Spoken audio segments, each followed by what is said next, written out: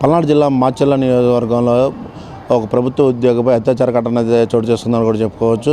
ఏదైతే మాచర్లలో railway station రోడ్లో ఒక మహిళ ఒంటరిగా ఉండడం గమనించిన వ్యక్తి ఇంట్లోకి మంచినీళ్ళు కావాలనే జ్వరబడి ఆ మహిళ మెడపై కత్తి పెట్టేసి ఆ మహిళపై అత్యాచారం చేశాడని కూడా చెప్పుకోవచ్చు.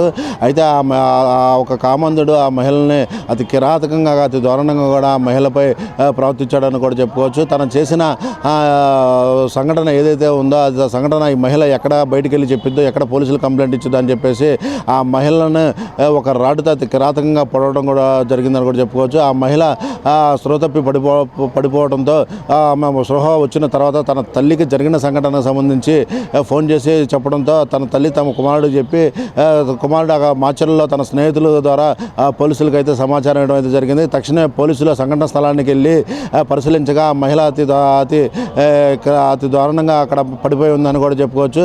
ఏదైతే ఒక కామాంధుడు ఈ మహిళపై అతి కిరాతకంగా కూడా ఇంత అఘాయిత్యానికి పాల్పడటం పెద్ద చర్చనీయాంశంగా కూడా మారిందని కూడా చెప్పుకోవచ్చు. ఏదైతే పోలీసులు ఆ సంఘటన స్థలానికి వెళ్ళి పరిశీలించగా ఆ మహిళలతో మాట్లాడగా ఆ మహిళ కొన్ని ఆనవాళ్ళు అయితే చెప్పింది. ఆనవాళ్ళకు సంబంధించి ఎవరన్నా కొత్త వ్యక్తులు కానీ ఎవరైనా గుర్తు తెలియని వ్యక్తులు ఇటు సంచరించారని కోణంలో కూడా పోలీసులు దర్యాప్తు చేస్తున్నారని కూడా చెప్పుకోవచ్చు. ఏదైతే ఆ మహిళ రైల్వే స్టేషన్ రోడ్డు బజార్లో ఉంటుందో ఆ బజారుకు సంబంధించిన సీసీ ఫుటేజ్ కూడా ఇప్పుడు పోలీసులు పరిశీలిస్తున్నారని కూడా చెప్పుకోవచ్చు. ఈ సంఘటన తెలిసిన తక్షణమే జోలకంటి బ్రహ్మారెడ్డి కూడా స్పందించి తక్షణమే ఎస్పీకి డీజీపీకి ఫోన్ చేసి ఎవరైతే అంత ఘాతకానికి పాల్పడ్డాడో ఆ వ్యక్తిని త్వరగా అరెస్ట్ చేయాలని చెప్పేసి కూడా ఆదేశించడం అయితే జరిగింది.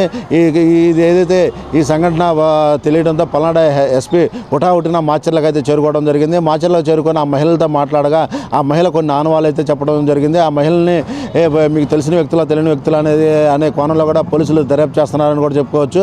ఏదైతే పల్నాడు ఎస్పీ తక్షణం అక్కడ చేరుకొని ఆ మహిళలతో మాట్లాడడం, ఆ మహిళలు చెప్పిన ఆనవాళ్ళకు సంబంధించి కొంతమంది వ్యక్తులను కూడా ఇక్కడ ఎంక్వైరీ చేయడం కూడా జరుగుతుందని కూడా చెప్పుకోవచ్చు. ఆ బజారుకు సంబంధించి కొత్త వ్యక్తులు ఎవరైనా వచ్చారా రాలేదా అనే కోణంలో కూడా పోలీసులు దర్యాప్తు చేస్తున్నారని చెప్పుకోవచ్చు. ఏదైతే మాచర్ల చుట్టుపక్కల కానీ మాచర్లో కానీ ఉన్న సీసీ కెమెరాలకి పూర్తిగా పరిశీలిస్తున్నారని కూడా చెప్పుకోవచ్చు.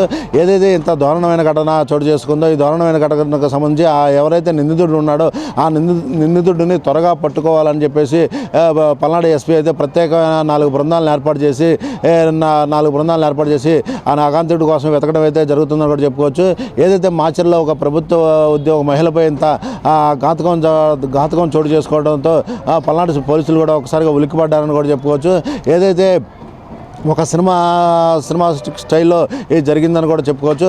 ఒక వ్యక్తి ఆ మహిళ ఒంటరిగా ఉండడం గమనించి ఆ మహిళ ఉన్న ఇంట్లోకి వెళ్ళి మంచినీళ్ళు కావాలని చెప్పి అడిగి ఆ ఇంట్లోకి మంచినీళ్ళు తేవడానికి వెళ్ళగా ఆ వచ్చిన మహిళ మెడపై కత్తి పెట్టి ఆ మహిళ మీద అత్యాచారం చేసి ఆమె ఎక్కడ అతను చేసిన అఘాంతం ఎక్కడ బయట పెట్టిద్దో అని చెప్పి తను తక్షణమే ఒక బలమైన రాడ్డు తీసుకొని ఆమెను పడవడం కూడా జరిగిందని కూడా చెప్పుకోవచ్చు. ఇంత దారుణమైన ఘటన మా పల్నాడు జిల్లాలో జరగడం ఇది మొదటిదని కూడా చెప్పుకోవచ్చు. అసలు ఇంత దారుణమైన ఘటన జరగడంతో పల్నాడు పోలీసులు కూడా ఒక ఛాలెంజ్గా తీసుకొని ఎవరైతే నిందితుడు ఉన్నారో ఆ నిందితుడి కోసం ప్రత్యేక బృందాలుగా ఏర్పడి గాలింపు చర్యలు అయితే చేపట్టారని కూడా చెప్పుకోవచ్చు. కెమెరామెన్ నాగరాజుతో స్వామి మెగానైన్ పల్నాడు జిల్లా.